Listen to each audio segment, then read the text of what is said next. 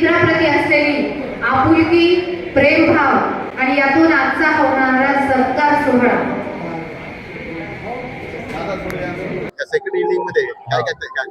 मी गंगाधर मारुतराव कांबळे वैधमापनशास्त्र यंत्रणेमध्ये 16 नोव्हेंबर 1992 ला रुजू झालो। आज मागच्या महिन्यामध्ये म्हणजे जून महिन्याच्या 30 तारखेला मी सेवेतून सेवानिवृत्त झालो। जवळपास मी 34 वर्ष शासनाची सेवा केली। इमाने, इतबारे, नेकीने माझ्या कार्यामध्ये मी कधीही कसूर केलेला नाही आणि हीच माझी इच्छा राहील की जे उर्वरित माझं आयुष्य आहे ते आयुष्य मी इमाने, इतबारे समाजाच्या हितासाठी कसं मला जगता येईल या दृष्टिकोनातून विचार करेल आणि त्या दृष्टीनेच मी आणि माझं संपूर्ण कुटुंब आम्ही जीवनक्रम सुरू ठेवू।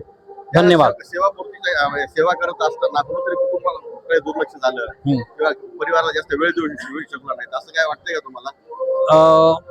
कोणताही माणूस म्हणजे सक्सेस होण्यासाठी त्याच्या पाठीमाग एका स्त्रीचा हात असतो आणि ती म्हणजे त्याची अर्धांगिनी।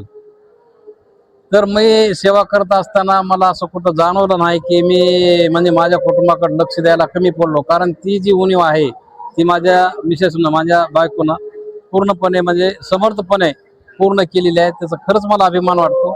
आज एवढे लोक तुम्ही पाहत आहे, एवढे जे आलेले आहे ते माझ्यावर प्रेम करणारे, माझ्या स्वभाव गुणधर्मामुळे, याचा मला खरंच अभिमान वाटतो।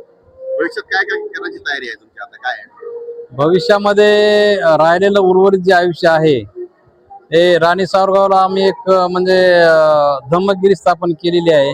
त्याचे फाउंडर आमचे डॉक्टर परमेश्वर साळवे आहेत, सखारामजी मस्के आहेत।